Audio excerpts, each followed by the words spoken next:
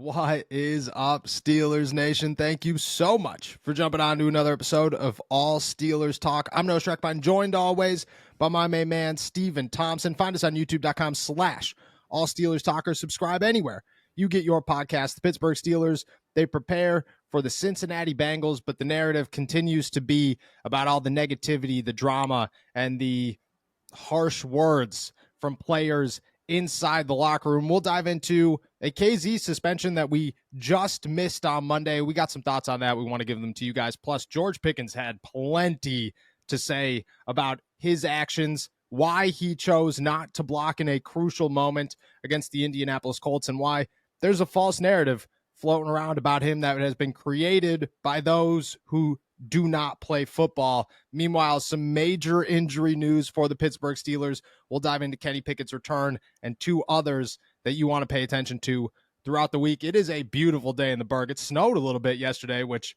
beginning to look a lot like Christmas a couple days beforehand. The Pittsburgh Steelers, hopefully they get a little Christmas miracle. I got a text yesterday from my fiance's dad, soon-to-be father-in-law, who said, and I want to get this right, he said, hey, if you need a headline for Sunday, I got one for you. Quote, Mason Rudolph saves Christmas for the Steelers. And I said, well, that will be used if they beat the Cincinnati Bengals. So for those paying attention, just wait. With that said, how you feeling, my friend? First of all, that's a great headline, and I hope we actually do use it. I really hope the opportunity actually does come up to use that one. I feel bad. As a member of the awful media that is tearing down George Pickens, I feel really bad, that we are solely responsible, for all of the bad things happening to the Pittsburgh Steelers right now. So, we'll try to rectify that, but it is dampening my Christmas spirit that we are at fault for the bad things happening to George Pickens. So yeah, it's definitely not holly and jolly over here with the Pittsburgh Steelers and the Pittsburgh Steelers media. But that being said, only thing you can do is right your wrong, much like Deontay Johnson has done, not so much like others in the Pittsburgh Steelers have done. Wink, wink. We'll dive into that. First, let's talk about Damontae Kazee's suspension. He has been removed from the Pittsburgh Steelers sideline for the remainder of the season following an ejection on a hit to Michael Pittman Jr. in Week 15 against the Indianapolis Colts. It was his fifth time, or he's been fined for unnecessary roughness 5 times this season, fined a little bit over $59,000. He's now done for the year. He will appeal the suspension, hopefully. At worst case scenario, I feel it's just limited to the remainder of the regular season. Puts the Pittsburgh Steelers in a really critical spot this week as Minkah Fitzpatrick is out with the knee injury. You texted us the other day. You said, hey, we got to make sure we talk about the KZ thing. I got some thoughts. I'm going to open the floor to you. Damontae KZ suspended for the rest of the season. A hit on Michael Pittman Jr. They have mixed thoughts, but everybody seems to be on the side of maybe the NFL went a little bit too far. How you feeling on the situation? Well, quite honestly, I looked to you. I thought your take on it was kind of the thing that kind of drove my opinion and made me the most upset about it. And I think you pointed it out on Twitter was that, look, the NFL is getting real heavy-handed with taking money away from guys who can really ill afford it. I think that's where my mind went first, is that Damontae KZ is not making a ton of money. He's making a lot of money relative to you and I, but yeah. As far as NFL money goes, it's not that much. His base salary is, I think, $1.25 million this year. With all the fines that he's racked up this year, including, if he gets suspended, if this thing is upheld, and he's suspended through the end of the year, he's going to lose out on more than $250,000. I think I saw Mark Caboli from The Athletic say it's 22% of his annual salary. That's a lot of money, man. Yeah. And you think about how many times Jaylen Warren has been fined this year for just, quite honestly, in my opinion, being short, lowering his helmet. His helmet's already low. He's a short guy. Yep. And I feel like the same way about KZ. It's guys who have physical limitations, and they are playing football the way that they know how, the way that they have to play football, and they're getting fined for it. And the worst part about it, I think, in my opinion, is that, the NFL hands out these suspensions. I think we all saw the letter from the NFL that got posted on Twitter, made the rounds on social media. There's a description of what KZ did wrong, but there are no coaching points. There's no explanation of, in the future, you have to do this and you won't get fined. If you play this way, you won't get fined, because And that's the most infuriating thing to me. It's like, what is Damontae Kazee supposed to do in this instance? I understand there's a history with him. I understand he's been flagged before. I understand he's put some bad hits on people before. But as Mike Tomlin said, I don't think any of us believe Damontae Kazee is a dirty player. You No. know, like this hit wasn't. I think they have to kind of use some common sense and make a judgment call about intent versus versus the actual play. Like, was Damontae Kazee trying to injure Michael Pittman? I don't No. think so.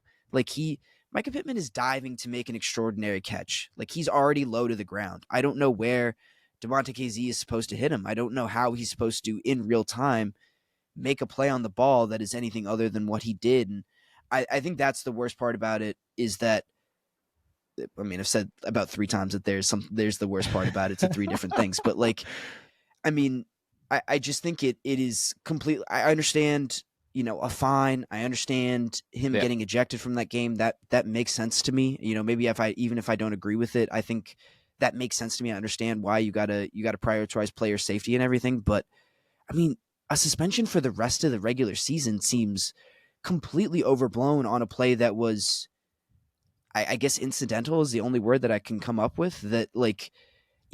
I just truly don't know what Damontae Kazee is supposed to do differently in that situation. And I think there's no accounting for intent, which was pretty clear that he wasn't, trying to hurt anyone. He's trying to make a play on the ball in the only way that he could in that situation. And I feel really awful for him that he gets, because I'm sure he feels bad as well, like putting his team in a bad situation like this. They're down already like a million safeties, and he's kind of the only starter competent one that's left on the roster after Minkah Fitzpatrick, or left healthy on the roster after Minkah Fitzpatrick went down. So this just puts a team in a bad situation. It takes a ton of money out of the pocket of a guy who's not trying to do anything malicious, and just feels heavy-handed in every way to me. Yeah, I look at you. You're spot on. I agree. That's what the problem with the NFL, with really everybody is. And Casey's agent talked to, I want to say, Josina Anderson afterwards, and said like most of these fines have been rescinded. Like the NFL has already said like, hey, look, we're going to take these back, and they do that all the time. Like it's a large chunk. I remember talking to the new president of the NFLPA earlier in the season, and he said, I forget what the number was, but it was well over 50% of these fines actually get removed once they get appealed. And if that's the case, like you can't hold those against anybody. You can't say, oh, well, he's a repeat offender, but we actually acknowledge that he's not a repeat offender. This is the one time. That's the problem here, is like the NFL tries to enforce these rules and just kind of lay the hammer down as much as humanly possible. And you made such a good point there. There's nothing to correct it. It's just how much money can we take away from these guys? How much punishment can we lay down for these guys without actually trying to fix it? All we'll say is you have to play safer. You have to do this. We're putting an emphasis on player safety and doing this without actually trying to educate anybody on how to actually play the game of football and right your wrongs. I think that's the biggest issue here, is that for the Pittsburgh Steelers and for everybody, they're just sitting around week after week getting hit with these fines, getting hit with these suspensions without having any idea what they're like really doing wrong. Like Jaylen Warren has said it more than once. He's been fined a number of times, and he's like, look it, like I just don't know what to do. I'm just playing the game of football. Like you want these guys to play better, take the time, take the money, use the resources to educate them how to play better and see if it works. And if it doesn't work, then yeah, you continue to hand the fines out and you continue to do the suspensions and lay the hammer down and whatever you want to say. But it, just like you said, like how do you expect these, like you're honestly just looking at it as a way to punish people without actually trying to change the game of football, which has been, I mean, that's been the NFL's MO for a long, long time. This is not the first time they've done any of that. Every time they lay a new rule down that impacts players and players get upset with it and the fans get upset with it, there's no, hey, this is how we should fix it. It's always just like, all right, no more of this. And we will continue to punish you to the maximum extent of the law, the NFL law, until that just, hammers into your brain not to do those things. And I mean, you got everybody going off on the situation. Tom Brady went off on the situation, which, people were laughing at that one, but that was crazy. Like that when every single person could agree that this is an issue, except for the NFL and the NFLPA, it's obviously an issue. The problem is that, I have a really hard time believing that Roger Goodell and the NFLPA and everybody is sitting around scrolling their Twitter timelines and watching YouTube videos and saying, oh man, dude, look at these guys on ESPN. They're upset with us. There's no chance. Like, they could care less what we have to say. They're making billions of dollars, and they're going to continue to make billions of dollars. And somebody pointed it out under my tweet, actually. They were like, this is how the NFL operates. Like, this is what they do. This is how they continue to become a billion-dollar corporation and own a day of the week and expand the way that they do, because they could care less what you and I think. They could care less what the player does or how much they suffer, as long as their pockets are heavy. And look at it, like, if that's their business model, it has worked, and you have to acknowledge that it's worked. But at the same time, you have to also acknowledge that they're the enemy, and they continue to prove that they're the enemy and that they're not really here for player safety. They're here to make sure that they are able to enforce the law that they want to enforce, and not necessarily explain how that law should be corrected, right. Just about how much they could punish us. Right. And they have to give the impression that they are concerned about, player safety. Like, yes, exactly. I don't think they're actually like very concerned about player safety. I think they want to give the impression that they are concerned about player safety, and that gives them enough cover to let this really violent game keep going on and on and on. Like, either you're comfortable with this game being really violent or you're not. And clearly the NFL doesn't care, but they need to give the impression that they actually do care. And I feel like that's what this really amounts to, is not, actually making anything safer, not actually changing this game at all for the better, but just making spectators think that they do actually care about it. Look at all the lawsuits of retired guys who are dealing with health issues, who are trying to just desperately beg the NFL for any help that they could possibly get. Or look at all the CTE drama that continues to be denied by the game of football. And that's the exact thing. Look at the pension. Look at NFL players' pension. Like, actually sit down and take a look at, for one, how long you have to play this game to get like a decent pension, and how crappy that pension actually is. I don't know the exact numbers, but I'm pretty sure that like anything under 10 years, I believe it's 5 to 10 years, you're getting like $45,000-$50,000 a year. Like, and I get it. There, people are going to say, well, that's a lot of players over a lifetime. The NFL makes they make billions of dollars a year. Like, it is not put any damper in their pockets. They don't even acknowledge that this is a thing. Roger Goodell's contract includes a private jet for the rest of his life. Okay. Like, there's no part of the NFL that is stressing about money. They don't care about the players. They never have cared about the players. That's just part of who the NFL is. I get it. It's a business at the end of the day. I'm kind of glad that, I mean, it sucks, but I am glad that we got to talk about it, because I'm glad that it was brought into the realm of the Steelers, because it is thoughts that, you don't get to talk about on a daily basis, when it's sometimes bigger than the actual game of football. And in this case it is. And just like you said, KZ's such a good dude, man. Like, say, KZ's a good guy. He's always super polite and super kind, and he just plays really hard. Like, that's just what he does. He's a little dude who's never really he's never been looked at as the guy anywhere. He's always been looked at as somebody who has to work his ass off to get onto the field.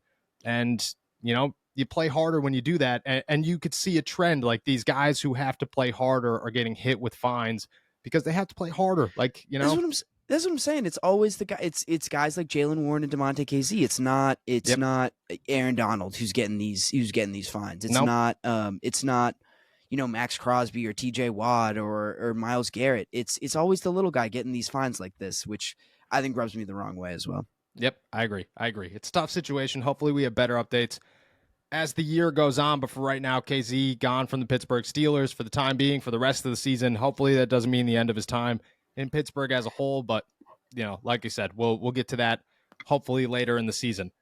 Guys, we have gear, new merchandise from AST to Muth, Bleed Black and Gold, Kenny to George, and plenty of others now at our new website, blackandgoldapparel.com. And the coolest part, 50% of all profits at our store go to UPMC Children's Hospital here in Pittsburgh to make sure that we are giving back. We can't thank you guys enough, and we want to show you guys how thankful and how grateful we are for everything by making sure that we do our part to make the community here in Pittsburgh better.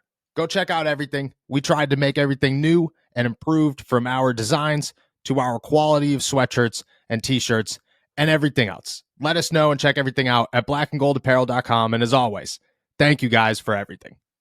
That being said, let's move on to the second biggest headline, maybe the biggest headline of the Pittsburgh Steelers this week, and that is George Pickens continues to battle it out with seemingly everybody. Mike Tomlin says on Monday that George Pickens' lack of effort on a block to Jaylen Warren, which exploded all over social media and ESPN and everybody else, is an obvious problem and needs to be fixed.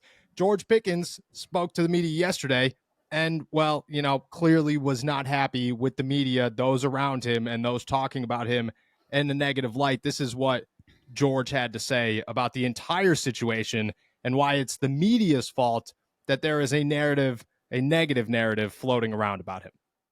The Jaylen Warren run toward the end zone, what'd you see on that? And would you handle that differently if you had to do it over again? No, I was just trying to prevent the Tank Dell situation, the same thing that happened to Tank Dell. I didn't want to get an injury. When you stay on the block too long, you can get ran up on very easy. So. Is there some people questioning your effort? Yeah, all the people that's questioning my effort. How do you respond to that? They don't play football. They do what y'all do. What kind of conversations are you guys having as an offense right now to try and find the rhythm that you guys have been searching for? You said what again? What kind of conversations you had with some of the offensive guys on this unit, leaders and such, and just the way you need to approach from your standpoint? Like I said, everybody that got opinions are all media surface guys. None of them play football. George, does it upset you when you hear that stuff? No, not really. Media. They'll never be. They're never going to be in the NFL. They're just media guys. I remember at the end of last year, you said you worked hard to overcome whatever these preconceived notions were about you coming out. You still have to do that? You're still fighting it? I just feel like the reason I would be, like you're saying, would be still fighting it, because it's a lot of guys that's not playing the ball, not playing the game of football. That's just media guys having an opinion. George, Mike Tomlin said he talked to you about controlling your frustration. Did what he had to say to you resonate with you? What it was like 2 weeks ago? Last week, I think. Nah, he ain't saying nothing about frustration. He said he's had that conversation with you though, right? Nah, I ain't never. Last week we played the Colts. I ain't had no conversation with Coach T. Let's get better. Let's keep working. George, when you take a look at Mason getting the start this week, what have you seen from him, and what can he provide for this offense? He's most definitely a taller guy, so the trajectory of the ball can come from a higher angle. With that being said, that's in the draft process over the years, that's what they like, taller guys who can see over the line, stay in the pocket and deliver the throw. What do you think's missing for a consistency factor for you guys to put 4 quarters together? The football game just works by keep playing. One time you can be down, one time you can be up. So the biggest factor I'll probably just say is just finish the whole game. Try to come out there like we did the close game.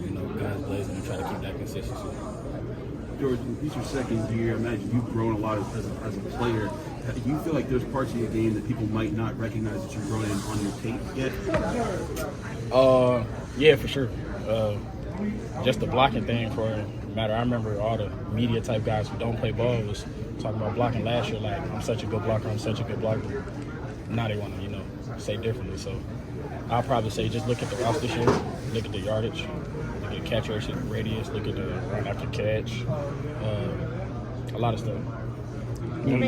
I know Najee and Deontay have talked in the past couple of weeks. Have they had conversation with you about how maybe to put those into constructive ways, maybe your frustrations, or just how to go about things when we're not perceiving them the same way you are? Like I said, everybody gonna be, everybody's mad when you lose. Like I said, a lot of media guys want to say, it's my frustrations, but we're losing. So I'm pretty sure the whole team is mad, just like me. All right. So we'll start with the block, I guess, before we get into the actual just destroying the media as much as humanly possible in that take. He acknowledged that he did back off of that block. Why? Because he didn't want to injure himself. He didn't want a Tank Dell situation. Look, I'm not gonna be the guy that says it is or is not the same as the Tank Dell situation, but go Google a clip of where Tank Dell got injured, and it's not the same play as the Tank Dell situation. It could be close, I get it, but it's just, you'll see if you Google it that it is not the same play. George Pickens, acknowledged that's the reason. We'll start there.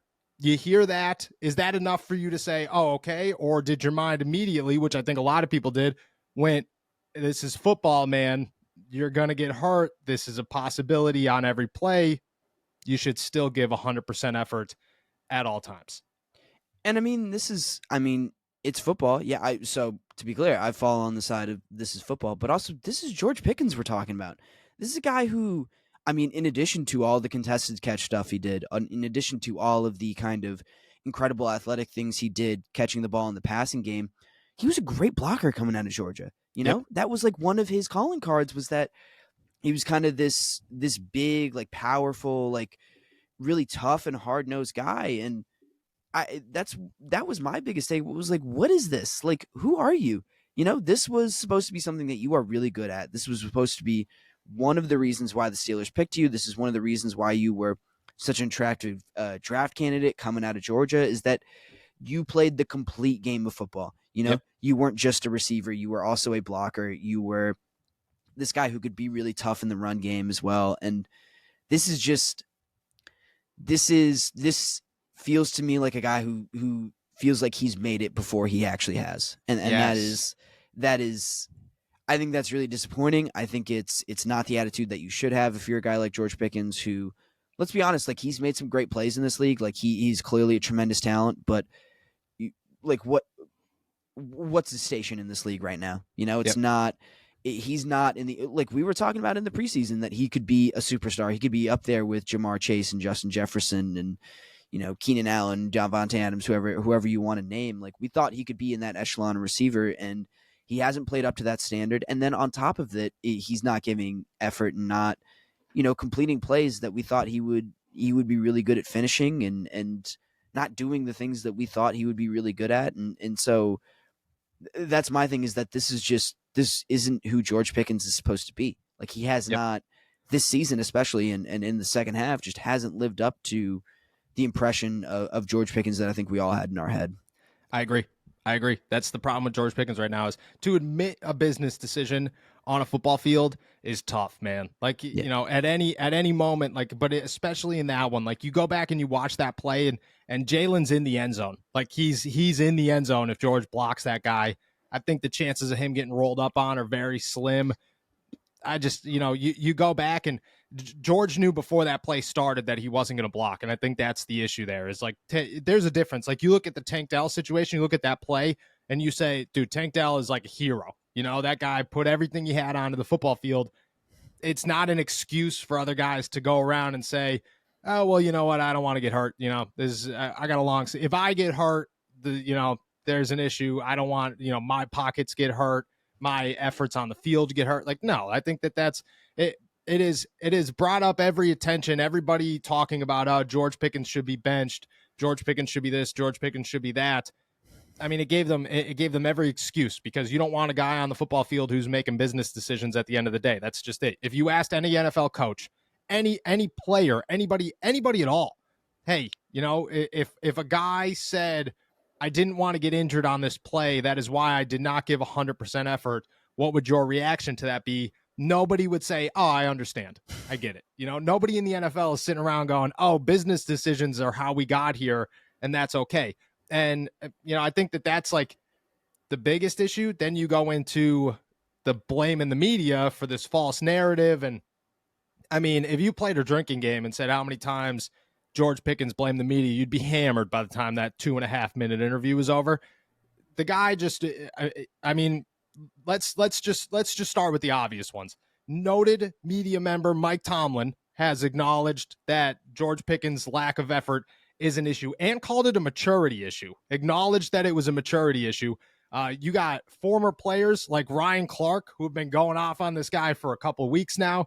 You got Doran Dickerson from 93.7 The Fan, former NFL player, former Pitt guy, who also said, I mean, his words were, your effort is dog shit. And at that moment, you're like, okay, well, that's a former player here. This is not just the media.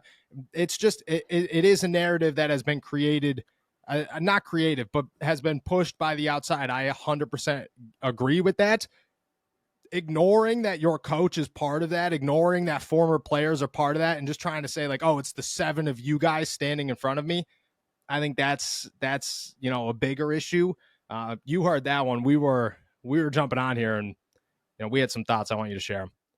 Yeah, I just thought this was completely pathetic, quite honestly. Like, this is, yeah, like that's a strong word, but like I don't know It's how true, else though. to describe it. Like, I'm sorry, but you're telling, like, it's just like this narrative might have started on the outside, but it has continued to go inside the Steelers organization. Yes. Like you said, it hasn't ended with the media. It didn't get cut off there. Mike Tomlin didn't refute it. Even Deontay Johnson acknowledged that like these are struggles that he is going through. He is learning how to, give full effort, how to actually be an NFL player. It's something that they're trying to help him out with and try to teach him. Like, this isn't just the media. And Nope. this is something George has done repeatedly this year, is try to deflect blame and just say, oh, someone is making a story up about me that isn't true. And it's difficult to hear those things, because as a member of the media, as someone who's sitting there and listening to him talk, listening to him say these things that are just plainly not true, you can't you can't be like, well, George, that's not actually true. This stuff actually happened, and Mike Tomlin said this, and like this stuff goes against your point as well. Like, you can't point out the obvious lies to him. In the moment, he just kind of gets to say what he wants, and that becomes, he's the authority on it. It's George Pickens. Like, who knows more about it than him? Who knows more about football than him? He can just kind of say what he wants, and no one can call him on it. And he feels comfortable just kind of saying whatever he wants, even if it's not true. And that's frustrating, as a member of the media, as someone who like listens to George and talks to him and has to, has to ask these questions. But I think it's even more frustrating because it seems like he's just not seeing the problem, Yes. And if he doesn't see the problem now, then is he ever going to? And I think that's the biggest question, like if he can't acknowledge these issues now, if he can't, stay on top of these things, if he can't even admit that there is a problem, how is he ever going to fix it? My thought with the Lions stuff is, if I'm a Pittsburgh Steelers fan, like, just look at the track record. Look at the liking comments about how Kenny Pickett isn't good, and then lying about them, and then deleting everything on Instagram, and then lying about it, and saying that he's not frustrated, and that nobody's had to talk to him, and then everybody has to say 10 seconds. We were in the locker room. Like, we were there, man, when he said, no, I'm not frustrated. There's no issues. I haven't talked to anybody. And then Deontay Johnson walked up to the podium, and within 30 seconds, after George said no, said, oh yeah, we talked to him. And then Najee comes up a minute later and goes, oh yeah, we talked to him. Like, it's just, the lies are crazy. And, maybe in his head, like, they're not lies. Maybe this is like, maybe the picture is a little blurred and a little different. But to go as far as like, he even denied the meeting with Mike Tomlin before the Colts game. Like, Tomlin detailed that meeting, like, explained everything that went on in it. Like, these things actually happened. He just doesn't want that narrative to be out there, and he'd rather lie his way out of it, just like you said. If I'm a Pittsburgh Steelers fan, I'm sitting here, and like, for the last 2-3 years, we have talked about the issues of Deontay Johnson. We have gone back and forth on our thoughts on Deontay Johnson. I bring it down to one simple thing here. Deontay Johnson has a clear lapse of effort earlier in the season.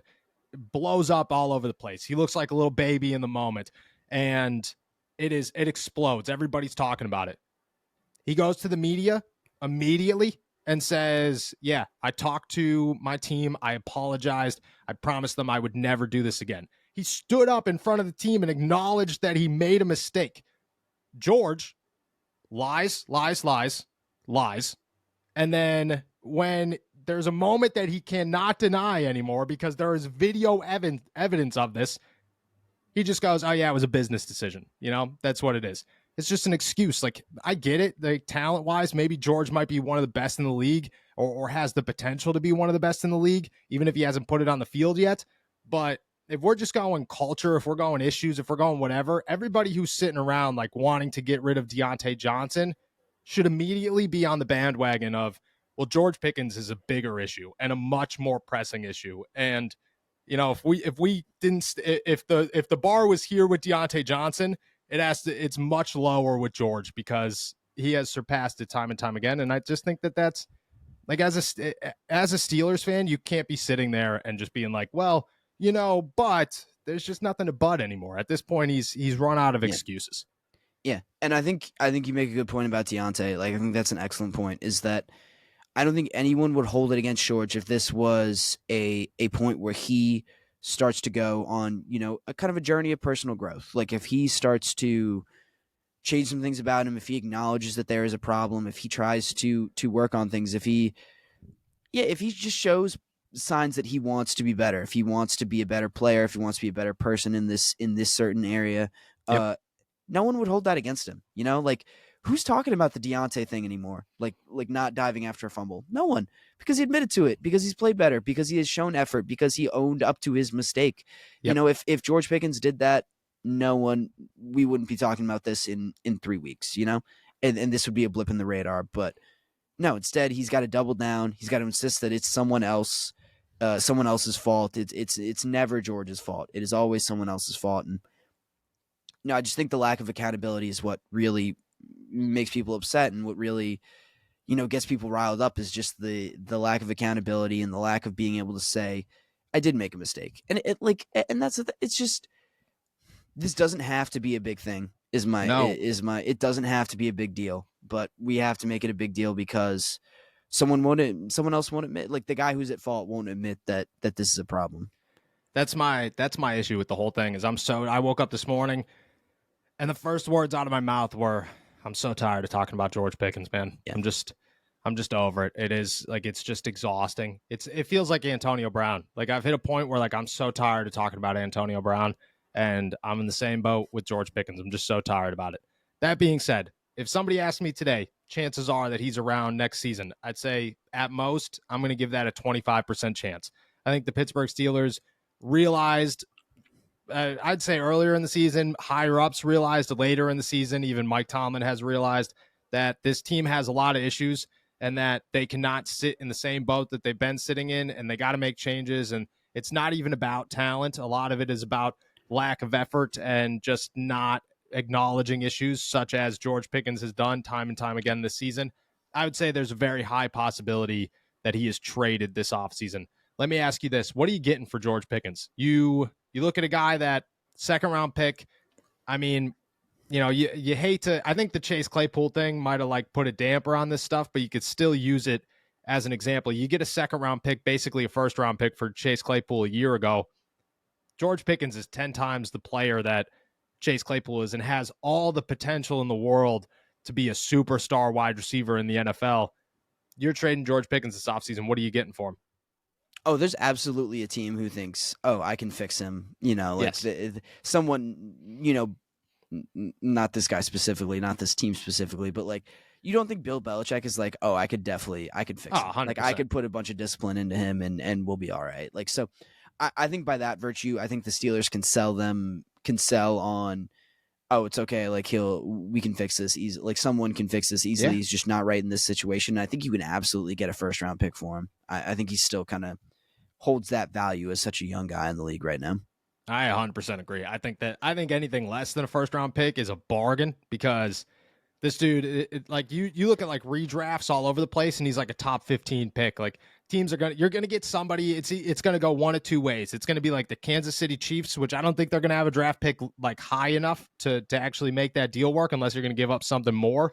But you're going to have a team like the Chiefs who are like, oh man, dude, we could for one, Andy Reid's thinking everything will just be totally fine here.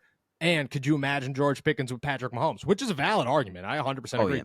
But you'll also get a team like Carolina or Houston or somewhere where it's a very young quarterback, a team like Chicago, who might do it again. And that would be hilarious if they did it again with Pittsburgh. But you're going to find a team with a young quarterback who are just like, all right, we got to put as much weapons around this guy as humanly possible. And they're going to be all in on this.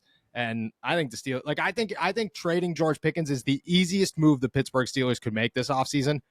And what you can get for it, I think it's higher than what we're saying. Like, I think at the end of the day, when it comes out and it's like 2 first-round picks or a first, a second, and a third, I'd be like, yeah, that makes a lot of sense, because I think it's like baseline without trying to overemphasize something or just like make something ridiculous. A first-round pick, I think it's more. I honestly do. Yeah, I I feel the same way. Like I feel like there is a combination of potential and youth there. Like I think Dude, he's 22 years old, I think. Yeah. For as much as these problems, we're talking about them, national media is talking about them to a certain extent, but I don't think like this is the kind of story that is blown up in a way that would severely affect his nobody in stock or Chicago and Carolina even have any idea what's going on with George Pickens. They're just like, oh, look at that. Steelers are on the headlines again, not us. Ha ha. Yeah. Cool. Right. Like they could care less, and when it all is said and done, they already knew the issues. Like, people get traded all the time with issues.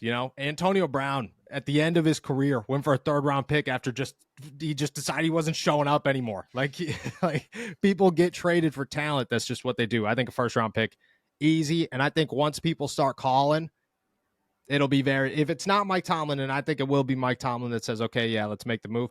Art Rooney will be sitting there going, yeah, no, it's time. Like it's, I'm tired of this. Let's move on. So I would say there's at most 25% chance George Pickens is around next season for the Pittsburgh Steelers. All right, let's wrap this up with some injuries. Kenny Pickett returns to practice yesterday. I got to say, just judging by what I saw, judging by what we caught on video, doesn't look, close to 100%. Looks like he's able to throw the football, which is good, but not a ton of mobility there. Kind of looks like he's still, very, very easing his way back into it. If I had to guess, he might be active on Saturday, but there's no chance he's actually going to start. The Steelers will use him as an emergency option because at this point they'd put a one-legged Kenny Pickett in there before they put a Mitch Trubisky in there, hands down. Meanwhile, Pat Freiermuth and Broderick Jones both limited in practice yesterday. Pat Freiermuth dealing with a knee injury, Broderick Jones an ankle injury. Neither of them were mentioned by Mike Tomlin at the beginning of the week. How awful of a blow is this for the Pittsburgh Steelers, who are already banged up, to be going in there possibly without their tight end and their right tackle? I mean, it's completely brutal. I think, especially when you think about the quarterback situation. I mean, that's kind of what I think Mason Rudolph is going to need as much help as he can get. That's not a knock against Mason. That's just, maybe it's a little bit of a knock against Mason, but you got to acknowledge the reality of the situation. And they're going in with a guy who started as the 3rd-string quarterback at the beginning of the year.